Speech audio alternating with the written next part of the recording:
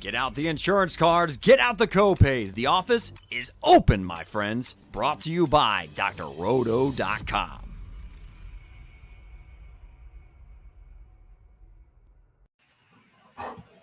What is up, and welcome into a very special edition. We are the One and Done Show. We are your fast break of college basketball information. I am your host, Eric Romoff. You can catch me on those Twitter streets at FantasyNav.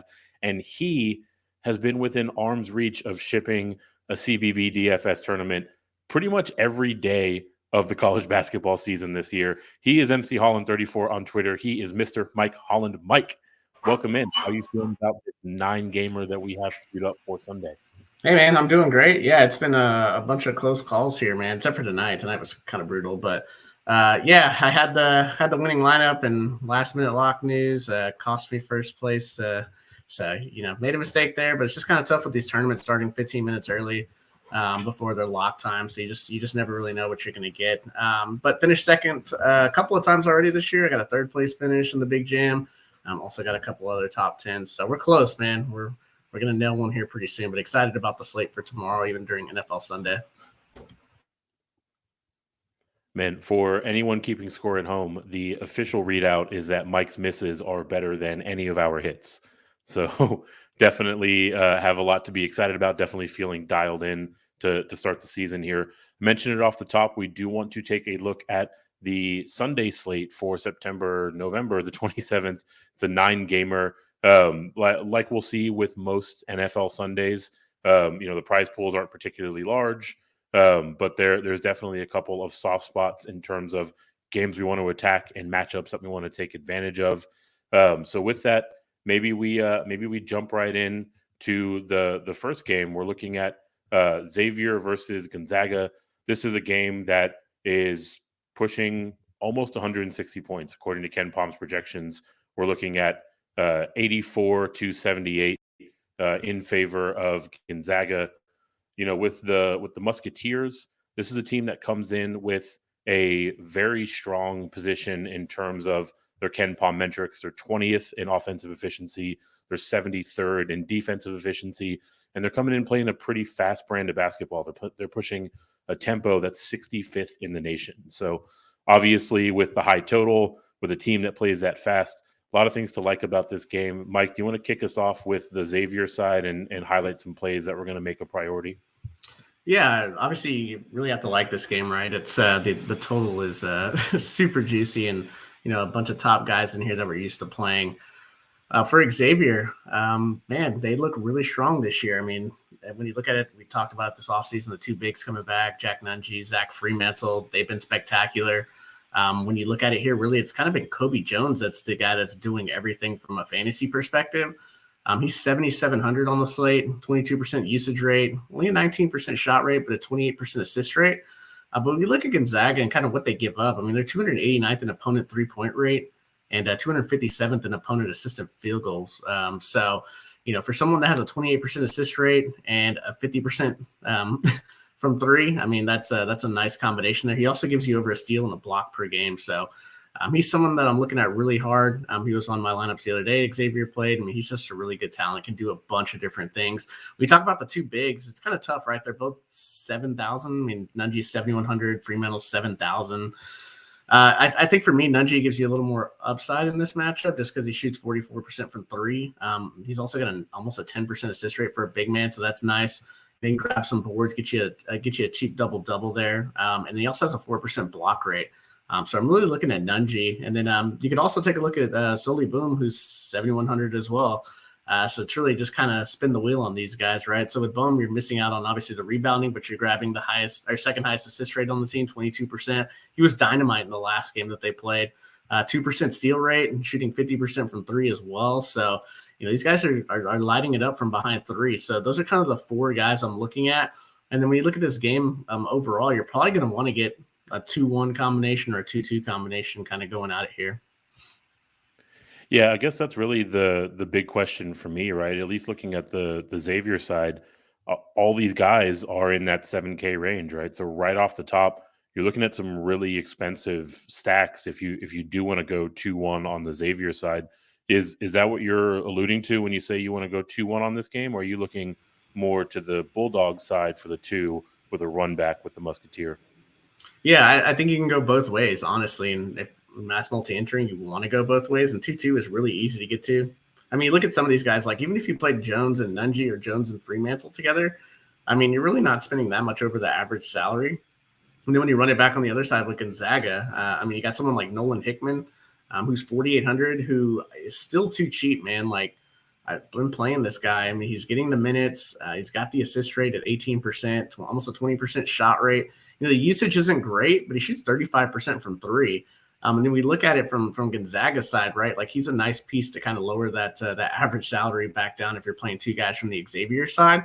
And then also Xavier is giving up they're 237th in the country in 3-point percentage allowed. So, you know, someone like him with a decent assist rate, someone that's going to get up some shots and play a bunch of minutes.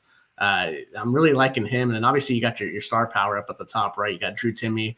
He's 8,100. I mean, what can we say about him, right? He's just Mr. Everything.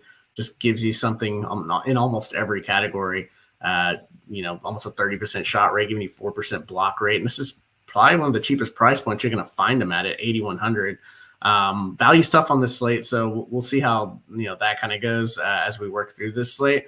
But I think my favorite player on Gonzaga is going to be Julian Strother. He's 6,900. He's probably their top NBA athlete.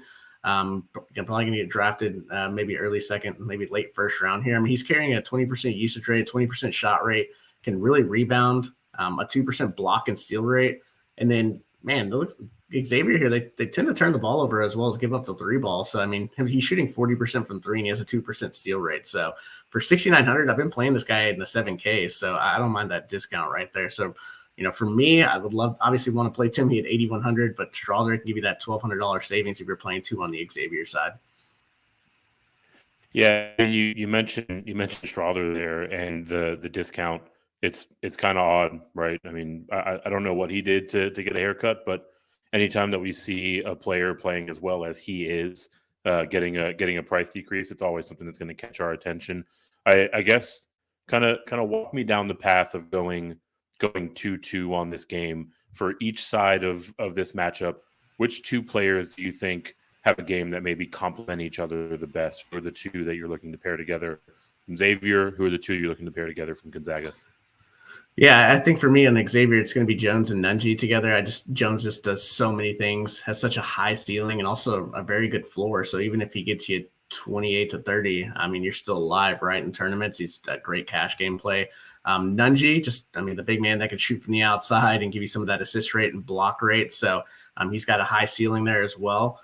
And then on the Gonzaga side, I'm really looking at Hickman and then also pairing him with Strother. I don't mind pairing Timme with Hickman as well because you get that salary savings. So I think for me, the two guys I'm really keying on are Strother and Jones. Nice. Yeah, going back to Nunji, he's shooting 44% from three.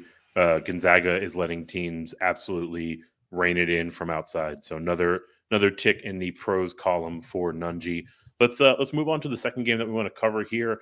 We're heading to North Carolina and Alabama. This is a game that's carrying a total up over 150, 152 to be exact.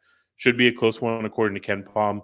2-point spread, 77-75 in favor of Alabama. So we'll start with the underdog, North Carolina. The Tar Heels are heading in looking very strong, just like the way they closed out last season, right?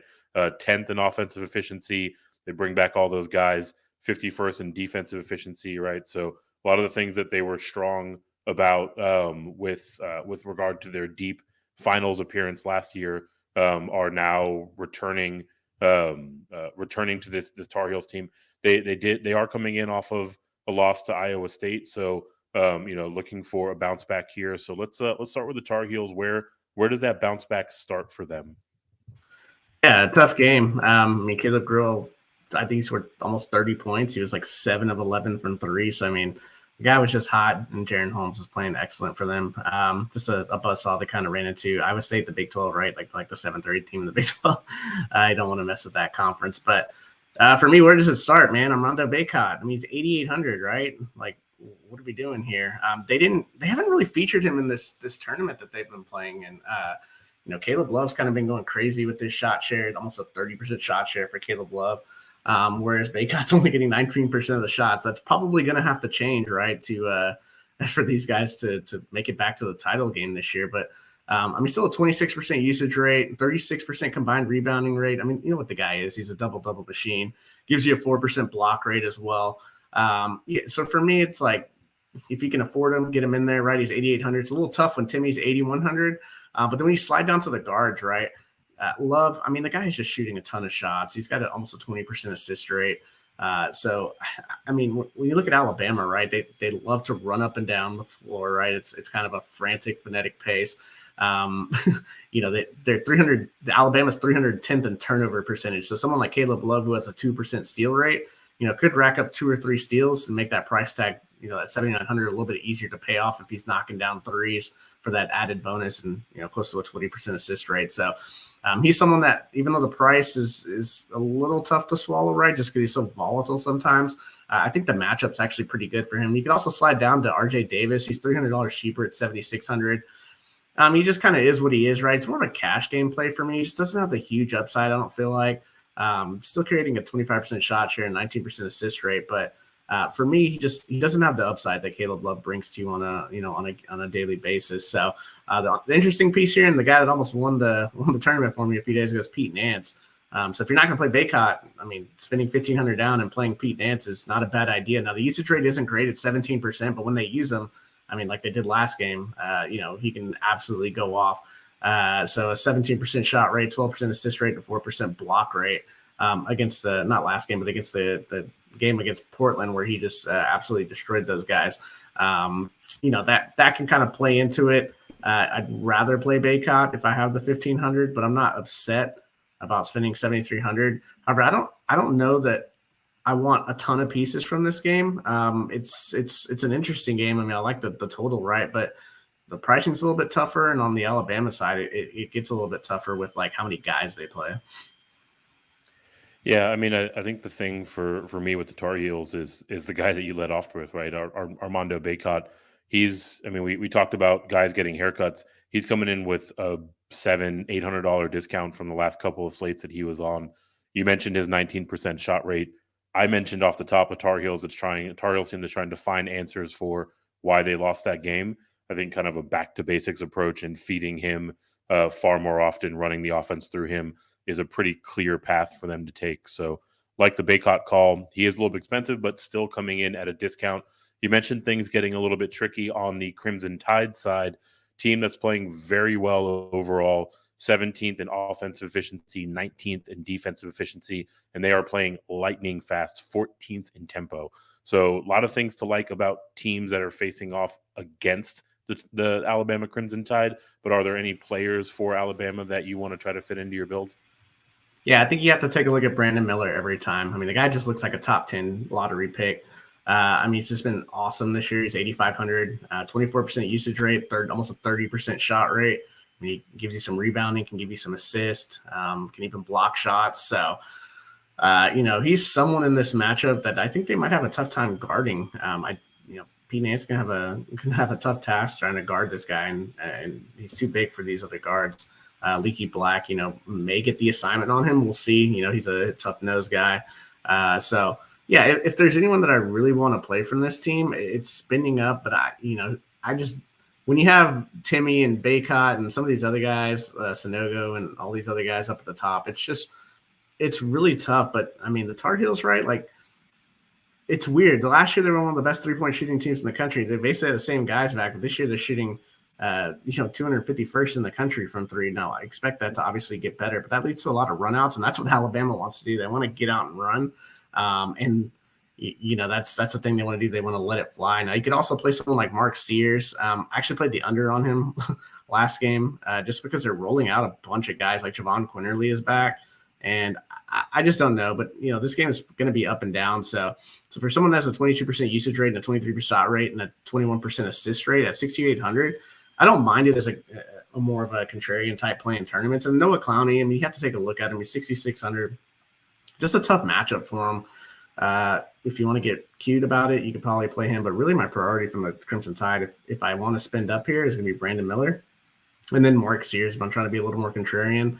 I don't know if I'm going to have much Noah Clowney at all, but he's definitely in the player pool. But I think for the most part on this side, I'm looking at the Tar Heels side and playing one of these guys, maybe doing a 1-1 or really just picking a one off from this game. Even though the total is so high, just seems like there's just so much distribution to be spread out between North Carolina and then a ton of guys in Alabama getting run. So I think I know you're going to do this, but I'll ask anyways. Doesn't seem like you're looking to necessarily stack this game. If that's the case, are you just looking to kind of rotate in a couple of Crimson Tide, a couple of Tar Heels to sort of finish out your builds? Yeah, I don't even think I'm rotating anybody from Alabama. Honestly, I'm probably just playing a few Brandon Millers and maybe a Mark Sears if I'm playing 20 lineups, and that's about it. On the North Carolina side, I do like Baycott, obviously. I'm going to have some love just because of how he profiles against Alabama. Don't know if I'm going to have much of RJ Davis, and then every now and then I'll have some Pete Nance.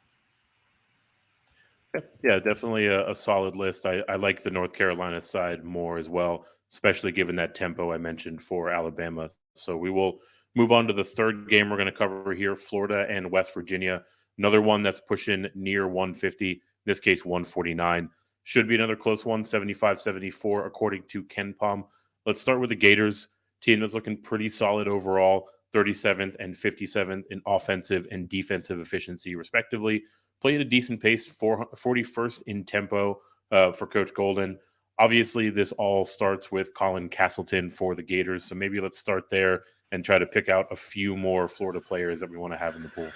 Yeah, I was full fade on him last time out. I mean, 10,400, like, or what was it, 10.6, something like that. I'm not playing him at that price point, even though he's been ridiculous this year. And I think this is a really good spot for him again. 9,600, like, we're gonna have to find value to pay up if we want to play multiple guys. So, as we see, we need some injury news to get a little bit more payout spots. It's looking more like maybe a one pay up and balance build with one low price guy, but we'll kind of see as we work through and we get to tomorrow's news. But yeah, I mean, it's just huge numbers for him: a 32% usage rate, 30% shot rate, and almost a 20% assist rate. I mean, the guy's just doing great things. 11% block rate, like that's obviously going to come down, but I mean, come on, like the dude's just balling out right now. He was one of our favorite players last year, and just continues to get it done, right? Like when you look at West Virginia, he actually profiles really nicely against him, and they're 340th in opponent free throw rate. Like, and this guy is one of the better bigs in college basketball getting to the free throw line. So,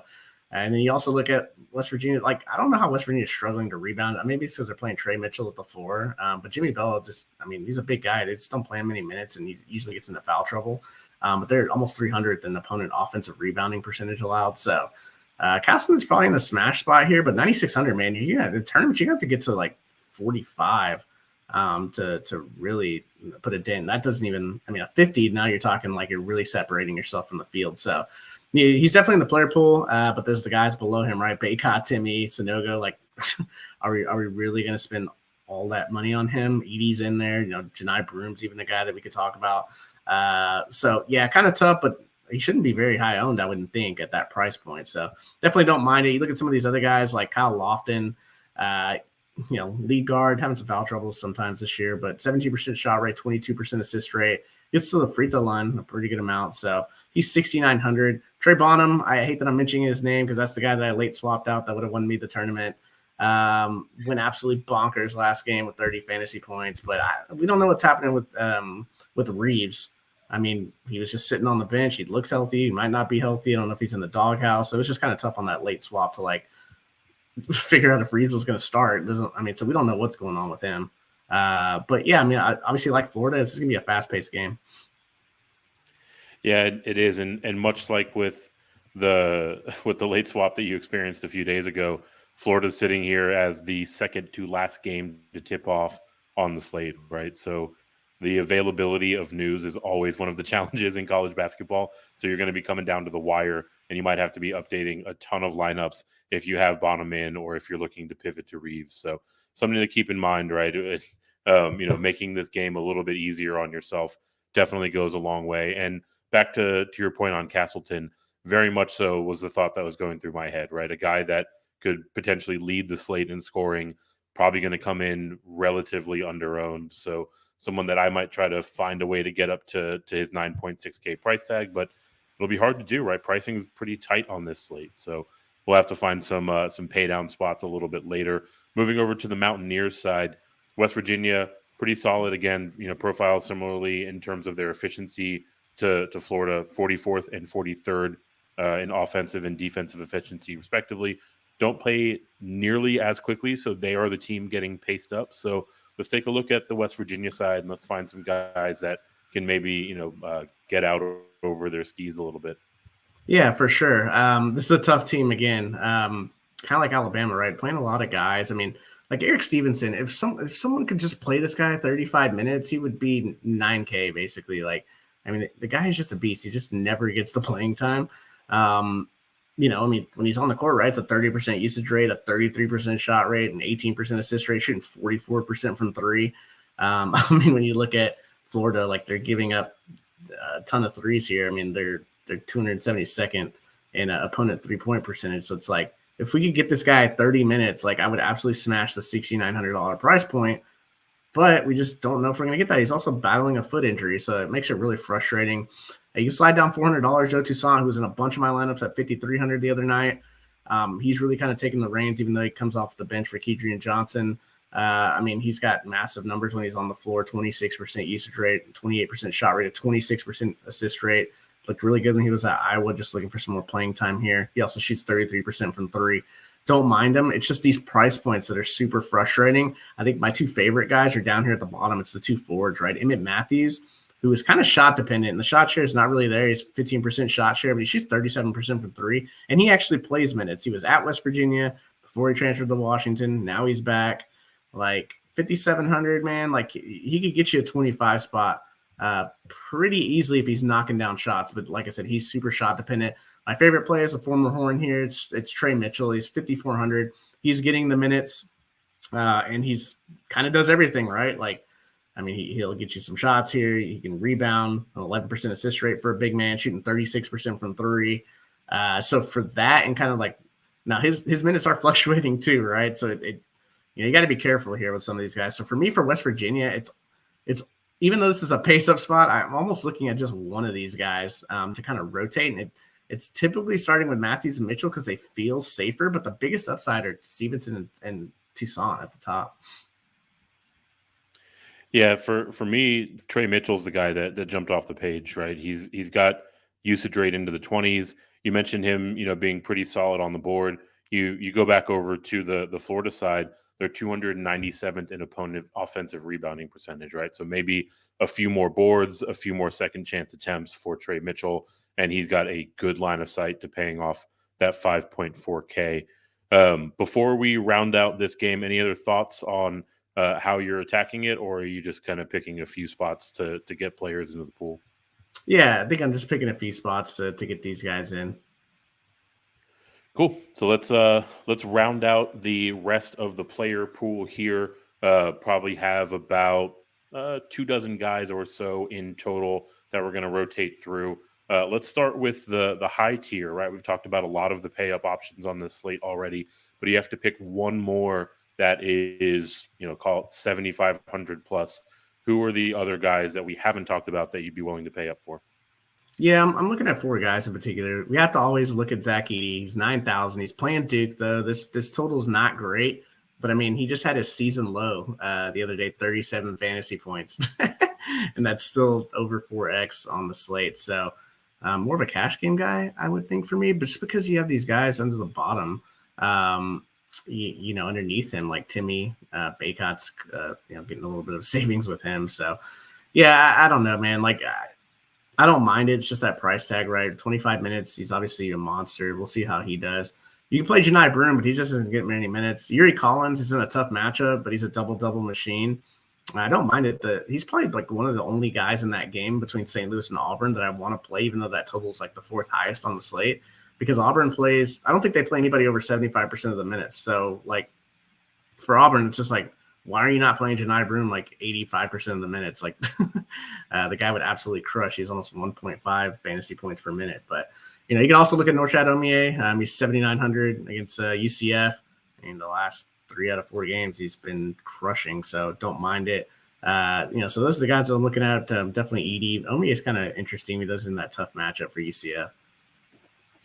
Yeah, it feels like the story of the early part of the season, right? Why aren't these guys that are absolutely killing it just getting piles of minutes, right? There are so many guys that are just crushing it, but they're having their minutes capped down. So maybe that'll kind of loosen up and they'll get a bit more run as we get into the season.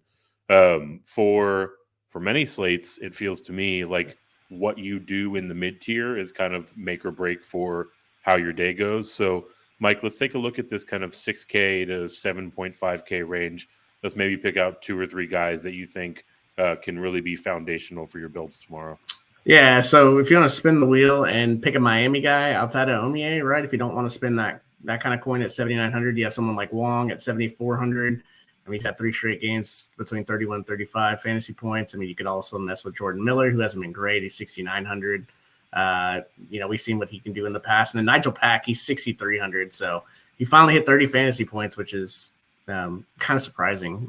He's probably going to be low owned too, so I don't mind that price point on him. And then you can take a look at a couple other guys like Caleb Daniels. Like, this is the guys that I look for in the high 6K, low 7K range. Guys that can drop like 35 to 40. Daniels was on that team that I screwed up and should have won first on. I mean, he dropped 43 fantasy points, I think. I mean, he has 40 fantasy point upside. He has to do everything for Villanova right now. No different than the guy on the other side of that game. Villanova's taking on Oregon. I mean, look at Will Richardson. Like, he played all 40 minutes last game, and he's got a ridiculous shot share because Jermaine Cuisnard is out. Keyshawn Barthelony's out 3 to 4 weeks. Like, Nafali Dante just got hurt. So someone like Will Richardson is like, I mean, it's a tough matchup, right? It's Villanova, but I mean, he's just getting so much action. Derek Walker from Nebraska. I don't know what was going on with him at the beginning of the year.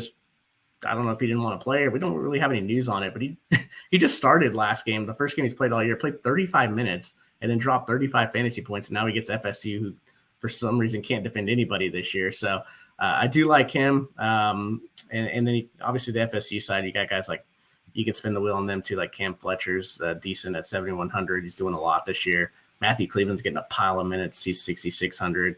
So yeah, these are just some guys here that they want to play. And then also can't forget to mention Will Richardson's partner over here in crime, Kellel Ware. The dude is a superstar freshman. They're finally playing him. Finally started him. Got 34 minutes last game. Back-to-back 30 fantasy point games. He's a star freshman. Like, what are these guys doing? Like, play this guy 35 minutes and he will deliver for you. Yeah, I mean, you mentioned Richardson and Ware. These are 2 guys that we have been absolutely banking on in prize picks all year, right? Last time they were on the slate, Richardson was over his points total like 7 They have to do minutes everything. They're like the only 2 guys on the team right now. Yeah. So a couple names to keep in mind. It looks like there aren't a whole lot of names on the board for tomorrow's slate on prize picks for CBB, but when they are posted, definitely keep Richardson and Ware in mind. Mike, we've talked a lot about how there are several guys that are very expensive on this slate and how pricing is pretty tight overall. Let's take a look at the low tier and find some salary relief.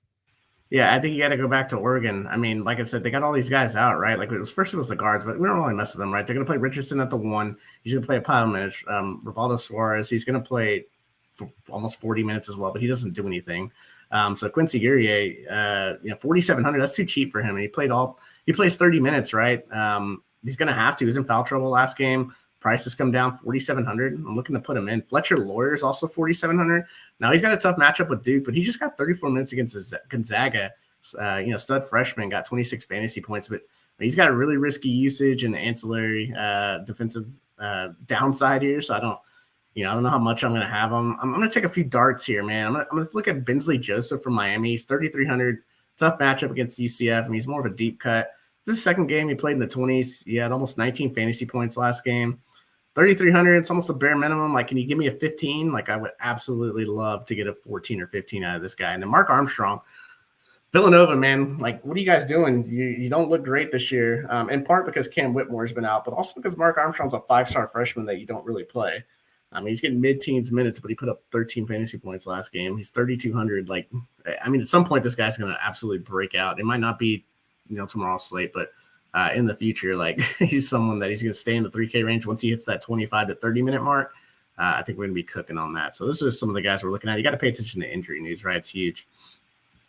Yeah, like always, we'll definitely have to stay on top of the injury news, but finding some salary relief will be a big part of attacking the slate tomorrow. One of the best ways for you to stay on top of that injury news So get over to drroto.com, get yourself subscribed. That will get you access to our members only Discord, where you can ultimately have these types of conversations live in real time with the man himself, Mr. Mike Holland. So like I mentioned, get to drroto.com, get yourself subscribed, get into our members only Discord, and let's get this bread. Thanks for stopping by the office. Get your fantasy prescription by subscribing to the channel and checking out drroto.com. And until the next visit, be well and take care.